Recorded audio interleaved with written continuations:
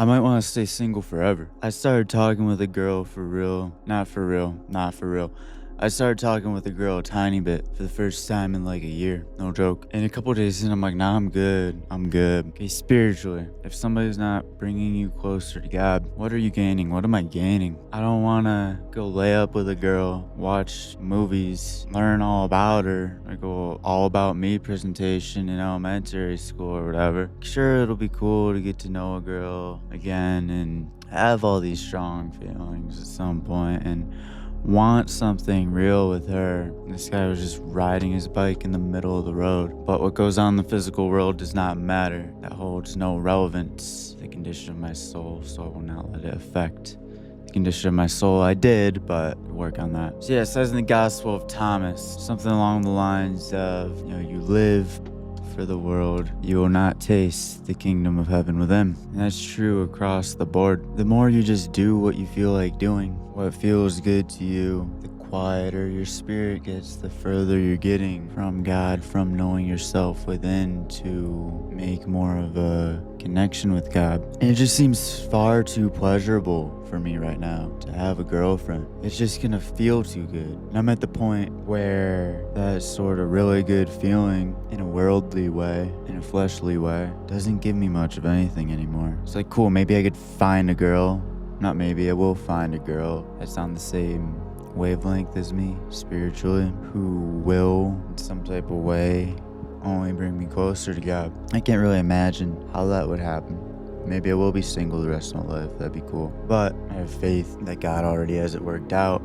Such beautiful things are gonna happen. She can build me up in a way I could have never imagined. And I'm only able to be in this position where I'm feeding the voice of my spirit this much because of the way I've been able to not give in to lust for the past 2 months now. When you feed into that every single day, that's just spiritual suicide, because you're telling your subconscious, you're telling your conscious, you're just telling yourself, your soul, your body, everything, your brain, what my flesh desires is on top. It's more important than what my soul and my spirit desires. When you do that every single day, that has such a strong compounding effect where you're just completely blind, completely driven by that.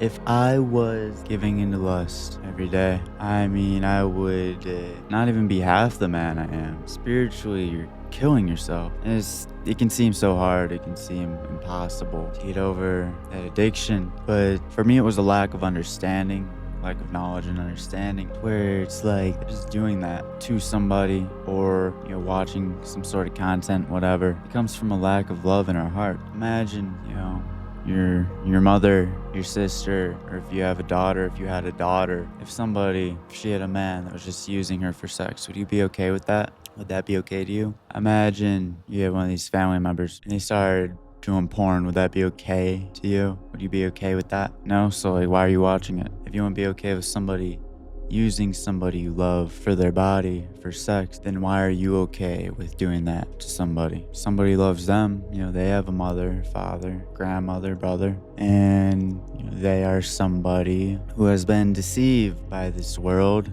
They've gotten to a place where they are lacking love, or they are lacking security and validation in themselves, and they are trying to fill that with validation from others through sex. We can't, take people who are broken, and we're all broken, but why are we fueling that? We're continuing, if we live like this, to pull people deeper holes into feeling more and more lost, more and more empty, being further and further from the truth, from being able to heal, from being able to actually feel loved, from being able to actually become the person that God put them here to be. So are you going to continue to pull people away from God, pull people into insecurity, uncertainty, fear? Or are we going to change and gain some spiritual wealth? It's all about how you look at things. Once you have an understanding of the real damage that you're causing, it becomes so much easier to let that go, to say no. And so many men, they try to quit and quit and quit, but they can't.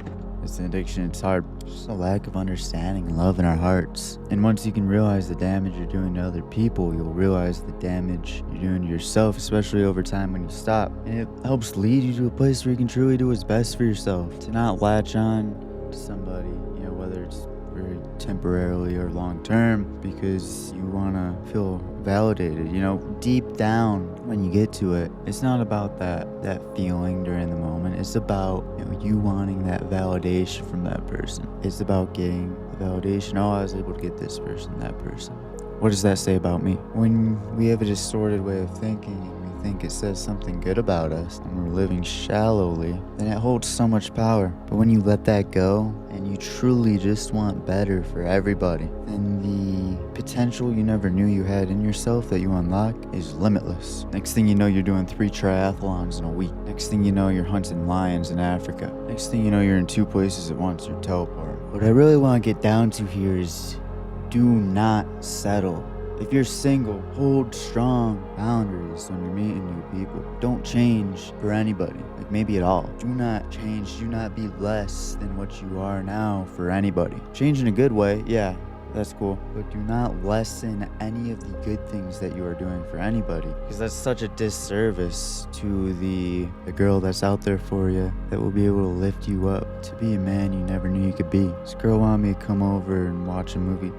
I don't want to watch no damn movie. I don't watch movies. I don't watch TV. It's a waste of time. What do I gain? So I'm not going to do that. I'm going to wait until I find a girl that's on the same type of timing as me. And let's say I never find that girl. That's cool. Just me and God. And it's impossible to think like this if you let lust control your life, because you're just blinded and you're going to, do what others want you to do. You're going to have this thing gripping you, pulling you to do things you never would have done. You cannot be fully secure in yourself if you are continually living in lust. And if you are not fully secure in yourself, you are bound inevitably to settle, to grow impatient, to not wait for that perfect person God has planned for you, perfectly imperfect. If you don't let go of lust now, it'll kill you a long time before you actually die. It will put who you were meant to be in the dirt. All these dreams you never knew you had, this potential you never knew you had, the girl you never knew you were worthy of, the worth you never unlocked the feeling of, because you spiritually killed yourself with lust. It'll make you tap out a long time before the match is even over and you won't even know it happened.